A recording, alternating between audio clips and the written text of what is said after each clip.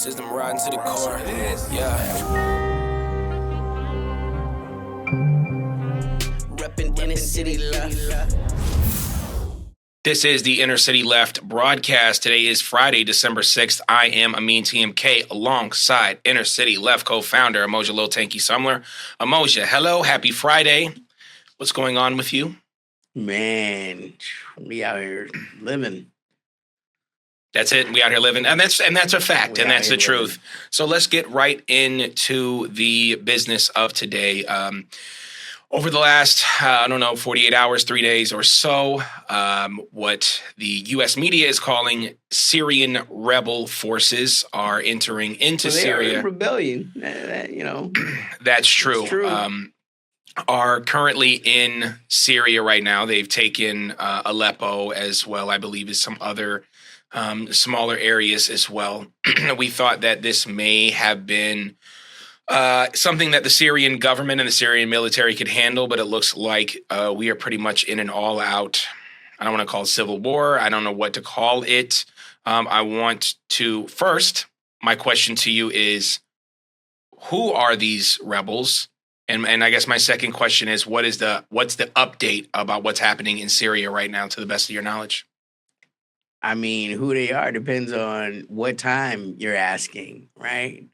Like, so right now they call themselves HTS, right? And it's an Arabic acronym that I can't pronounce, but they say HTS, so HTS it is. If you asked them 3 years ago, they would have said they're Al-Nusra Front, which is listed by the United Nations and the United States, in fact, as a terrorist organization. If you would have asked them 5 years ago, they would have just said Al-Qaeda. Some were actually ISIS. This organization, right, that they're talking about is diverse jihadists. They managed to somehow bring ISIS and Al-Qaeda together. Yeah, someone said it was the 31 flavors of jihadists. I don't know how to get into that. Yeah. Hey, but they are being given tacit support by the Turkish forces who armed and hid them for years, and actual support from the Americans as the Iraqi irregular forces like the National Guard and the Iranian forces come across the eastern Syrian border. There, you can go all across Twitter. If you're in the right places, you can see the videos of the A-10s, which are uniquely American planes, bombing all of the forces. What is an A-10 for our listeners? It's like a flying fucking tank, man. It's a badass plane. It's like the A-10 is really what they need in Ukraine, ironically, but they're not very expensive, so there's no real need for Boeing to sell them. It's a flying tank with like one of the biggest guns in the world. Like the joke is it's a cannon with a plane frame wrapped around it. You know what I'm saying? I mean, it is just one of the most impressive guns in the world. And it's just great for close infantry support. So like normally it's not the kind of plane the Air Force flies, it's close infantry. So normally it's the kind of plane that like the Army would fly. You know what I'm saying? But only Americans fly them. And we're seeing these on the ground, basically. The reports on the ground in Syria at the forces that are coming to kill Al-Qaeda and ISIS. How did they get one of those? I mean, those are straight up Americans. Right. And they're saying again, right, that they don't sell them out, on the local market. So, right. eBay Motors. To be fair, because I don't want for anyone to insinuate that Al-Qaeda is flying A-10s, anywhere other than Afghanistan. TLDR on that one. If you get it, you get it. All right. But no, what's happening is the Americans still own a third of Syria. The Americans own more of Syria, right, than the Russians own of Ukraine. So, just for that little tidbit, there are American forces there. So again, right, this is funny when people like Kamala are saying there are no Americans in active war zones, right? There are literally Americans illegally in Syria right now. There's not a declaration of war for them to be there.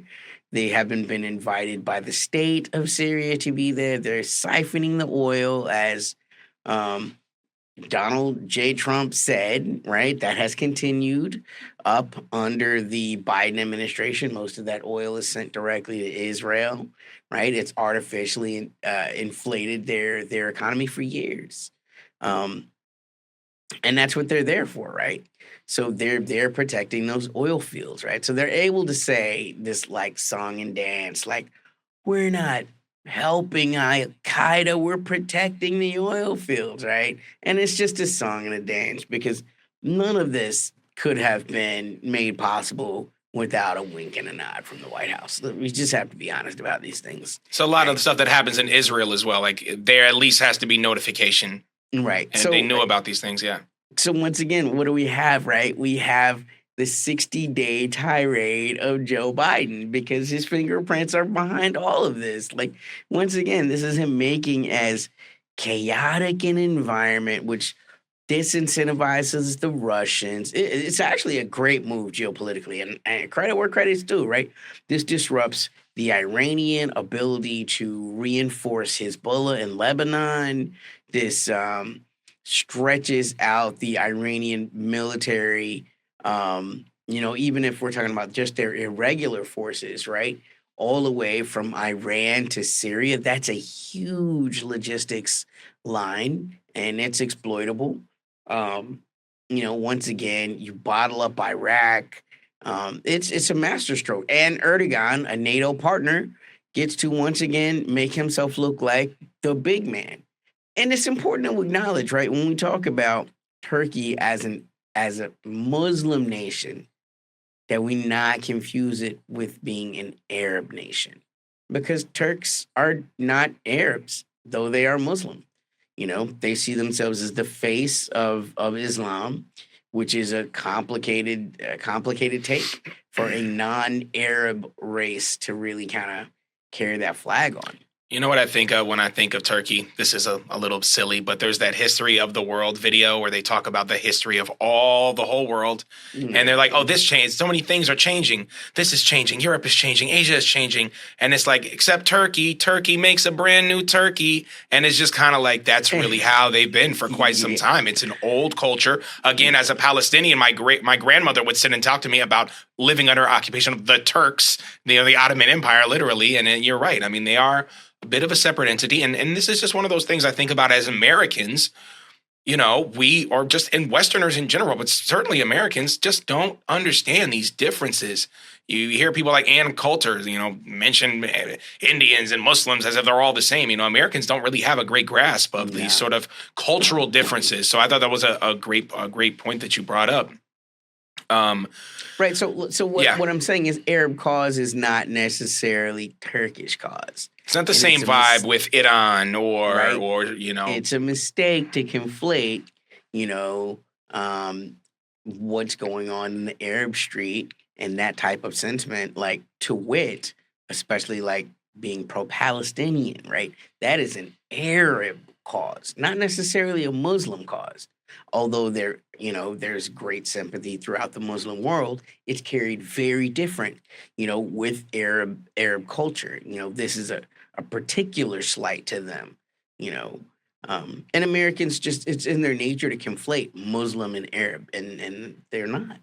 They're not the same.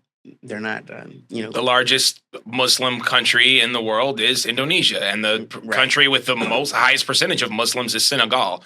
So those are neither they're not in the Arab world. Yeah, Pakistan, right? So there are way more Muslims India that are not Arab than are Arab. Yeah, and Americans just conflate these two things, and that's why it's easy to misconstrue, like Erdogan.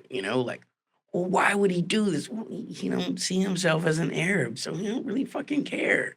And there was something in it for him. Look, these guys were either going to be unleashed in Turkey or they were going to be unleashed in Syria. And he sees it better to unleash them on Syria. Nobody likes Assad anyway. It further embarrasses the Russians, who don't really have the freedom to engage with this the way that they did, in the 2010s, right? I mean, they got their own thing. So once again, it's a demonstration of the Americans' ability to inflict their will wherever they want, whenever they want, on a whim. Yeah. And they're taking Syria on a whim. And it's actually incredibly advantageous for them and their partners. Israel wins, Turkey wins, NATO wins, the United States wins. You say this a lot, and we talked about this too with the war that the United States wants to wage, or we think wants to wage in Iran, and obviously they're still helping Israel do that. That they wanted sort of a smaller war. I don't want to say smaller as if it's small. I want to say it is smaller than a war in Russia or a war with China. So it's just a proxy.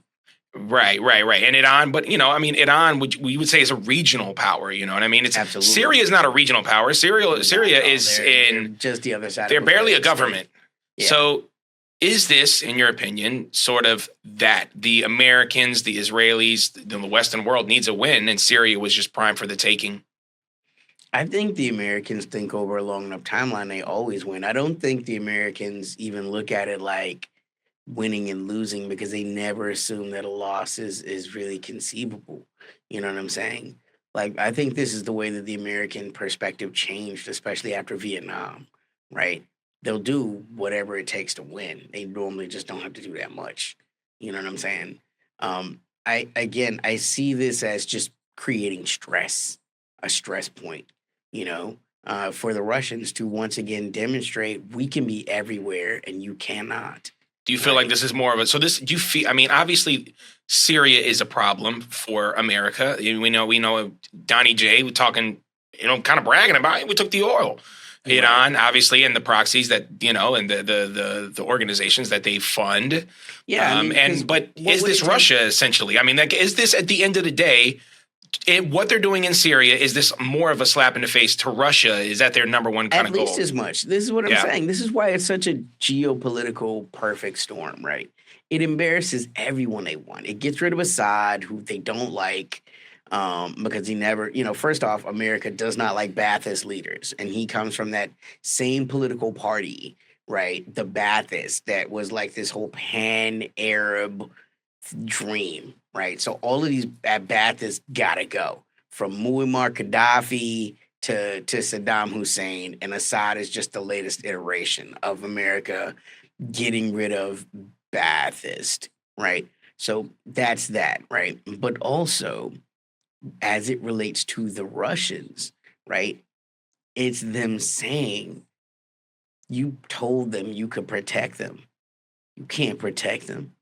Because what would it really take, right? Let's just be honest. Not the Russian Air Force doing sorties in Idlib, right? Which still theoretically could risk a NATO response if you get painted by Turkey, because Idlib is very close to the actual Turkish border, and Turkey is a NATO member, right? So there's an Article 5 right there, which is very complicated to deal with. That's spicy World War III, not Syria proxy World War III. But then also, really what it would take is for them taking their Air Force and engaging the Americans over the eastern provinces, right? To allow the other forces to come in and stabilize the situation. And the Russians have shown time and again, I'm not going to do that. They don't even necessarily engage the Israelis when the Israelis come across the border and bomb Syria. So, like, really, Russia has failed Syria for quite some time. They've added some protection, but only some protection. They're not the kind of a military ally that the United States can be. Whereas, look at how they're doing literally everything they can, short of putting official American troops on the ground, right, in Ukraine, right? Russia can't really offer that type of, they don't have the economy. And again, Syria it's At best, it's a tertiary kind of goal for them. It allows them to have a naval base in the Mediterranean, so they don't have to necessarily go through the Bosporus and the Dardanelles, which again, right, are controlled by the Turkish, right? So, like, it's not to say that they don't get value from Syria because that's a huge value, but it's not worth trading Ukraine for. In their geopolitical calculations, they can save one, right? They can America's willing save to go all in on everything all the time. exactly, And that's just not exactly, where any other country can do, because obviously they have right. like their own populations that they have to discuss. And like Hmm. not everybody wants to see that. So in America, there is no pushback from the community at all in any way. So they can do whatever they want, whenever they want. Wherever they want, and that's what they're continuing to demonstrate. Even as a fading empire, it is still it's the most powerful empire the world has ever seen. You know what I'm saying? Styled upon the Romans, styled upon the British, right? But also styled upon the Third Reich. When you look at, again, the history of who have been the NATO supreme commanders, right? I mean, it's not an accident that we have leopards in Kursk, right? The Germans were the ones that invaded Kursk in World War II with leopard tanks. So, I mean, this is just history full circle. It's inconvenient because Americans are addicted to this belief that we defeated Nazism, we defeated the Germans, we won World War II, when the reality is it was a triumvirate. And honestly, the person that did the biggest lifting as it relates to the European continent was Joseph Stalin. Yeah. I want to pivot if I can. Obviously, this is still a situation that's fluid. And I think there is a very real chance, from what I've heard, that Syria and the Assad regime I don't want to say regime, that's not fair. Assad and his government, the Baathists, are going to possibly fall. Do you see that is a likely scenario, or? Man, it's so much smoke in the wind right now, and it's just so much propaganda. It's hard to tell what's real, but I can tell you this: the Russian government, the Russian embassy, has advised all the Russians to leave Syria. Right? That That's doesn't a yeah. seem like a minor thing. That seems like a pretty big thing, right? Not a casual thing at all. But again, right? That could just be they understand they're about to bomb the hell out of this country and they don't want any Russians being taken prison. I mean, like, there's a lot of reasons why a government would do that, right? But it's not good. Whatever it is, it's never a good reason. I think the odds are better than better than not that Assad might fall. But that doesn't mean that this conflict will be resolved, right? Because the interests remain. Like the Lebanese interest in Syria remain. The Russian interest in Syria remain. The Iranian interest in Syria remain. So whoever comes into power, right, unless they're willing to um, find a way to live with all of these other factions. And let's also the elephant in the room. The American interest in Syria remain, the Turkish interest in Syria remain, and the Israeli interest in Syria remain. And it's going to be very difficult for any group to come in and to be able to find a way to make all of these interests coalesce, because a lot of these interests are directly conflicting, and it's not just even like Russia and Iran versus Turkey and America, right? Like, the American and the Israeli interest are pretty much, one circle, but the Turkish and the American goals are not the same. Like, Turkey has different goals for Syria. Turkey wants to get rid of its, which at this point they see them as unreliable, their Kurdish population. They want to get rid of the Syrians that are in Turkey. They see all of this, like this immigration stuff. It doesn't just play in America; it plays everywhere, right? So, like Rome for Romans. Rome for Romans, right? So, like that's not the American concern for Syria. They don't want to see all of these Kurdish dispossessed and put there. They have their own plans for the Kurds, you know. So that's what I'm saying. Like it's just a series of mess. And ultimately the blame for all of this is a lot of blame to go all around. There's so many intelligence failures. The Iranians should have seen this, though again, they're preoccupied. The Russians should have seen this, though again, they're preoccupied. To me, the person who is the most at fault for what is happening, yeah, it's Assad. Your intelligence didn't tell you anything about any of this. Your army can't hold a city for a day. Like that ultimately is hard to look at anybody other than Assad as the primary failure here, though there's a lot of failure to go around. I've heard people compare this to the second war in Iraq and the deposing of Saddam Hussein and sort of the turmoil that continues to go on in Iraq. Do you see this as a similar situation? No, not at all. The second war in Iraq was the United States at the tip of the spear with all of NATO and several other Arab partners. People wanted Saddam gone by then. No, the thing that I would compare this most to is Kursk. It's Kursk Part 2. It's a quick, sudden invasion from, let's be honest, Turkey into Syria, utilizing, let's be honest, Ukrainian militia tactics, right? I mean, and the Kiev Post straight up said, that they've had a part in training these. These Ukrainian troops are all over the world, man. Yeah, if there is a dangerous, violent conflict, I mean, we've seen them in Africa and Congo and Sudan. I mean, again, So this is Kursk. This is the Kursk offensive that succeeded because whereas all the badass Russians are in Kursk and in Ukraine doing the fighting, you don't have the most elite Russian troops ever in Syria. You don't. That's not what their mission is at all. So yeah. And we've been, how long have we been saying on this podcast, like, if those tactics were to migrate to the Levant, it would be a game changer because nobody is practicing war the way the war is practiced in Ukraine and Russia right now. I mean, they have changed the state of war. And very few of these countries have the tactics to be able to deal with that.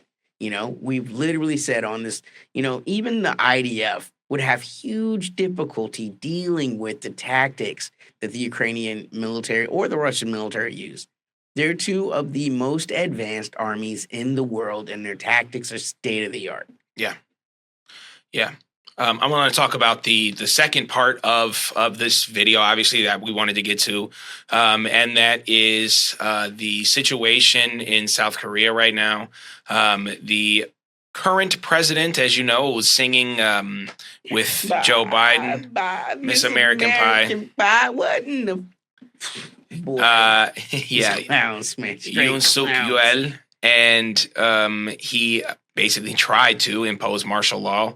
Oh no, he did it. He did it. But he did it. It didn't last long. I guess is. Yeah, exactly. It was a reverse. So, now you are, it looks like tomorrow going to be voting on, I guess, the South Koreans' version of impeachment. I'm very curious to see what happens with this. Yeah, I mean, you literally, I don't want to say these as confirmed reports, but it's certainly funny to think that there were South Korean politicians waking up at midnight and like running to their Capitol building, climbing over fences and stuff. Again, I mean, this is a Tommy Cruise movie, man. Yeah, this is something I want we want our politicians to do. We want them to have that sort of fervor when it comes to the things that we want to see happen. So, I mean, I'm also seeing, the biggest union in South Korea right now is on a complete general strike. It doesn't look like there's going to be any any movement on that, at least in the next few days. What was your take on this situation, and where do you I kind of didn't see have the this on South my Korea? bingo board, man. I Yeah. did not have this on my bingo board. I thought South Korea was kind of locked down, but look, the signs have been, again, the tea leaves have been circulating for a while. He is a deeply unpopular president, as is everyone that has tied themselves to Biden. But let's also acknowledge this is a little bit of the Zelensky curse rearing itself once again. This man has shown himself to be such a puppet of the West that he shames his people. He's in like 16, 17% approval rating, and that's before Those his are failed Zelensky coup. numbers. Yeah, I mean they're really bad, right? And why is that? This is a man who's taken incredibly tough stances against North Korea, tougher stances than he's ever taken against Japan, by the way. He's consistently allowed himself to be embarrassed and shamed, which shames the nation, right? When you have a president from South Korea who's unwilling to stand up to Japan about issues like the comfort women, because again, right, though Americans have short memories, the rest of the world doesn't. Like you remember what Germany did and their excesses in World War II, but Americans don't really think about the impact that Japan had in World War II. And it's not just Japan and China. There's lots of Asian nations that have great enmity towards Japan, especially Imperial Japan, which was less than 100 years ago. So when the Japanese soldiers went through South Korea in World War II and violated the sanctity of that society. If you want more information, look it up. I don't really feel like doing if you know, right?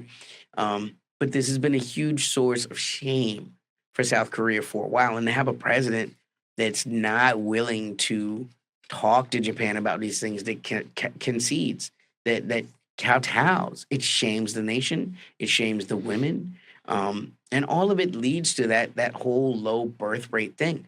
Another thing too is when very little pushback when the Japanese released those radioactive Fukushima isotopes into the Pacific Ocean that would be flowing into the waters where the South Koreans fished, where the Chinese fished, where the Philippines fish, where the North Koreans fish, right? All of those nations had, even the Philippines were like, "Hey, what are you doing?"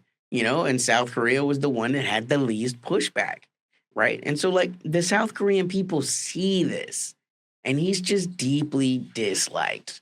And so to him, it's like, oh, this is all North Korean propaganda. There's no way they don't really like me. So he ordered his chief of military to essentially order martial law, which, by the way, is exactly that's the playbook right now. That's what Zelensky's doing to maintain power in the democratic Ukraine, where he's been out of power for close to 8 months, but he just keeps extending martial law and they let him get away with it. We have the Georgian president attempting to do the same thing, right? All of these things are, again, reflexes on the Americans trying to damage Russian influence and prestige on a global scale. I didn't have this on my bingo for like South Korea, though. I think Buddy just flipped the script on this, and made this decision. And the way that we'll be able to tell if he was acting on his own or not is if he remains in power. If he remains in power, he had the approval of someone. Someone protected him. Someone wasn't okay. Someone was okay with it. If he's removed, then we know that he probably did this on his own, just as a political ploy to try to save himself. And we have this happening everywhere. I mean, in France, you have Macron just survived, not survived, defied is a better word, defied a no confidence vote. We've been talking about the France situation, the French elections for at least a year on here, how Macron had snap elections. He lost them. His party came in third to a first, the group that came in first was a group of leftist parties that all banded together, like in America, like imagine the Greens and PSL and the Communist Party of America all put together their resources and actually won, right? That's what happened. The second was like the very right wing, so like the Republicans, right, would have got like second place, and Macron would have been like the Democrats, hat in hand, coming in third. And so what he did was he chose to form a government out of none of the parties that won. He chose to form a government with the party that came in fourth place, and then is like surprised that the leftist parties, and also the French right wing party under Le Pen, you know, they voted, for like no confidence. Like we don't believe in Macron. He's trying to play games. He's not honoring the will of the people, and that vote went through, and it's not like he's gonna resign, right? So I mean, this is just a trend in Western democracy right now. Leaders that are not reflecting the will of the people, that are somehow immune to the dictates of the people. And America's another great example. I mean, look at how politically a loser it is for engaging in wars right now, or for continue to contribute to Israel, right? Whether you're talking about Republicans, like when we're talking about voters and not politicians, even with Republicans, like the mood has shifted on Israel. They want to see American money utilized for American projects in America, right? So whether you're talking about Republicans or Democrats, everyone's against continuing this Ukrainian war, continuing to, push this instability in Israel right now. Everyone's against that as far as the voters go. And the politicians are 100% immune to the dictates of the people. Yeah, so it looks as if, like you were saying, the Michel Barnier prime ministership, he's now resigned. I think I also wanted to mention to the people that the South Korean defense minister Kim Jong-un has also resigned. He So was I just think following orders, though. And that's not going to be enough. I guarantee you, for the Korean people, that's not going to be enough. That's not going to be enough. Yeah. It good on him for falling on his sword, but it's not going to be enough. It's like Yoav Gallant. They fired on it. It ain't going to be enough. Yeah. So, I mean, it looks as if Macron is sort of in this tough situation again, where he kind of set himself up for a risky move by saying that he wanted to have these snap elections. He lost them really bad. And who won was this leftist coalition, which they weren't necessarily thinking about.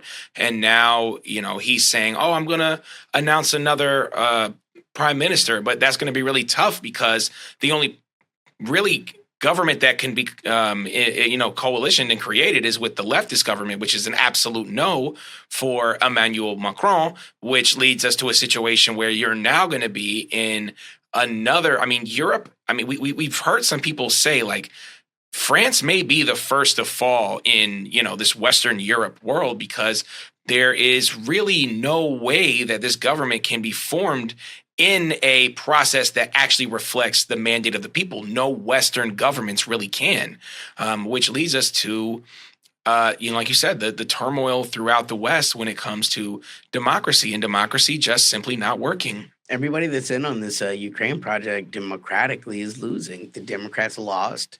It looks like Schultz's Green Party, not to be confused with the American Green Party, they're about to lose in these elections. Macron lost. The Tories lost. We're so many prime ministers in Britain away from where it started. Boris Johnson, mop hair, all of these guys associated with the Ukrainian war, they're losing, yeah, because it's against the will of the people. I want to give a shout out to all our podcast listeners. Sometimes we do all these different gesticulations and we're doing this and we think that y'all can hear us. I'm sorry, y'all can see us, and you can. So I just want to give y'all another shout out. We are available everywhere you find podcasts. If you find a podcast somewhere, we're on that. I want to give a shout out to all the people who are Patreon members. You can be a Patreon member as well. Patreon.com/InnerCityLeft.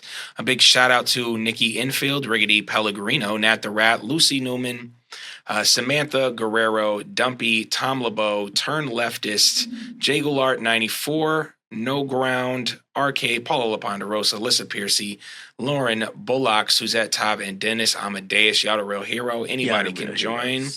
You can also have a free subscription if you just want to kind of join our community as well. We have a bunch of other subscribers as well. It's all love. And yeah, any final thoughts from you, Tanky, before we go into this weekend? Man, I'm just really interested to see how Syria resolves. In a month from now, it will be settled. I really believe that it's not going to be a long-term instability. And again, it's just a master stroke from Bibi, man. Every time you think that Bibi's back is against the wall, I mean, he's perhaps the most skillful politician of our lifetime. Yeah. For Mojo Lil Tanky Sumler, I am Amin TMK. This is the Inner City Left broadcast. Peace. System riding to the core. Yeah. Reppin' Inner City Left.